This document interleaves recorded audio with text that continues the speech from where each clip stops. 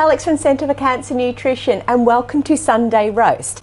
Now, like a lot of people with cancer treatment side effects, actually dread a normal meal, and it's because of things like sore mouth, difficulty chewing and swallowing, bland taste, all of the other common treatment side effects that just destroy all the enjoyment in food.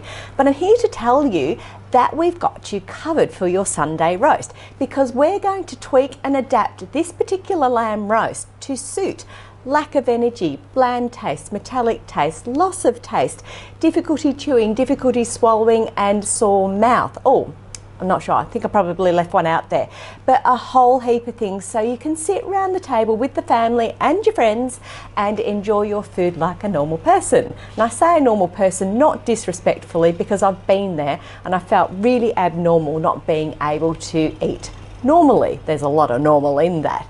So let's get started. I actually have a leftover lamb roast here. What I'm going to do with that for a start, I'm going to make some little pies. Now, if you've got leftover gravy, make it with that.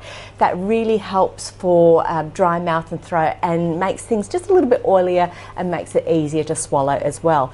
For sore mouth, that's great because there's not very much chewing in there. The other thing we're going to do with this, make a soup too. So this will be much the same. Look, the flavours will be really good. It'll taste like a lamb roast. You just do it a slightly different way is all. As rough or as big, as little as you need it to be. This is all dependent on your side effects. Got a nice bit of meat there. Now this is where it gets a bit interesting. What you can do is grab your pie dishes, which I think I have here.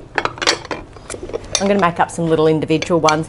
You can grab your pie dishes, put the meat in there, put some veg in there, and then just pour in. You can pour in stock or gravy there. Now this comes down to bland taste. So what you want to do is add in lots of umami ingredients, and that gives you the most flavour that you can possibly get when your taste buds are dull. So by umami, I mean things like you can pop in, a teaspoon or a tablespoon of miso paste in with the gravy mixture.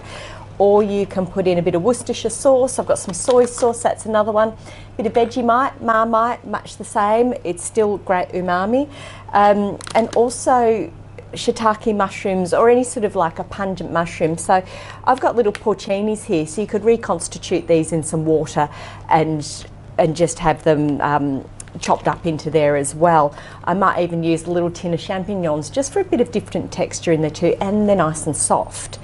Now, other things that you might want to use when your taste is dull is things that'll zip up the tongue a bit. So in this case, you might want to put in a bit of dried chili or a bit of sriracha chili as well, just something to get the mouth thinking that there's something really good going on there when you're not tasting very much at all. Now what I've done here, I've got frozen veg to go in this mix, so I'm actually going to do it in the saucepan just to get this going, because I need to thicken some stock. So all of that just goes into there. All of my meat is going to go into there too. Talking flavour, instead of just using a stock, today what I am using is a soup. So this is going to form the gravy for the pies. And this one is and I had the box with me before and I can't find it. Vine ripened tomato and ricotta soup. So I'm going to use that. And this, when you do this, you can make this as thick or as thin as you need it to be, as I've said numerous times before. So I'm just going to sprinkle that in. That'll give a really nice flavour. Vine ripened tomato, sun-dried tomatoes are also high in umami factor, so that will just add extra to the flavour there. Now, if it's not going to be thick enough, what I've done here is I've just ground down some chia seeds. Ground chia seeds or even whole chia seeds are a great thickener. So if you don't like using things like gelatin in it or something like that, or corn flour, chia seeds, terrific for this sort of thing. Okay, so we're just going to pop a bit of this into here. 3-ish, 4-ish teaspoons of chia seeds, and I'm also going to, it's bubbling away, put that down a fraction. Going to add, this is house-made onion jam, and I got it from Heathcote Winery. Now, as you probably guessed, from this point on, you could also make a soup, which is one thing I'm going to do after I've made up the pies. So you can make a soup, just have it at this consistency, or cut everything up a bit smaller as well, just to help everything go down, or you can blend it. So there's a few things you can do here. If you don't want to make the pies with the mash topping, this is basically almost a stew or a casserole. You can put the mash on the plate first and top it with this, and that way you won't get any crispy bits from the pie topping in the oven. Okay, I think I'll just stop playing with that and get these pies built. Oh, does this say metallic taste? You can skip the lamb. Now I've got this in my hand. Skip the lamb altogether and replace the lamb with lentils. You could freeze these as is. You could freeze the mixture just in little portions. Just defrost it when you require it. Knowing when you need these things, like if it's say it's treatment week. A lot of the time people food prep for treatment week, so I get that. And let's get on with the mash. Now I have here some broccoli and cauliflower. It's already been cooked. I just cooked it in the microwave. I'm just going to add a good dollop of spread. This is olive oil spread because I like olive oil spread. We also have butter, anything you like in there. And using my favourite thing, my stick blender, we're going to just mash that up. Now, I'm also going to pop in a decent amount of Parmesan cheese, which I grated earlier. Just going to be popping this mash mixture on top.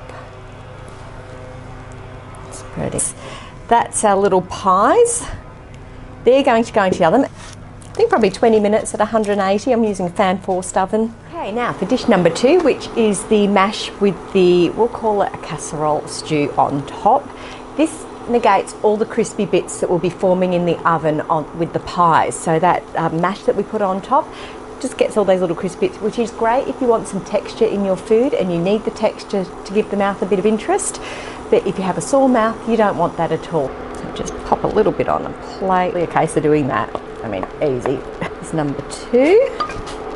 Okay, so the buzzer's gone off on the pies. Let's have a look at them, see how we've gone here. 2 there, onto the soup. Soup is just going to be basically a repeat. So I've chopped up some more lamb here. That's going in the pot. I'm just going to use the leftover mash that I had. Just have some of this onion jam. Pop in another one of these soups because that just makes life and gravy making really quick, easy, tasty, full of flavour. Couldn't ask for anything better. And let's get stirring again. Bog standard frozen peas and corn, in they go. People who have difficulty swallowing, some people think that the thinner the better, and that's often not the case. A lot of the time, some thickness in the consistency actually helps the food to be swallowed. Here we go, we have a soup. Okay, that's our first soup out. Yeah, and for the second one, I'm actually going to blend it smooth. Okay, I admit the colour's not great. This is how you have Sunday roast done 4 different ways, and I guarantee that this will suit almost every common side effect from chemo and radiation treatment. So I hope this has given you some inspiration and a bit of hope for the future that you can eat normally with everybody else in the family and with your friends and actually find joy in every bite.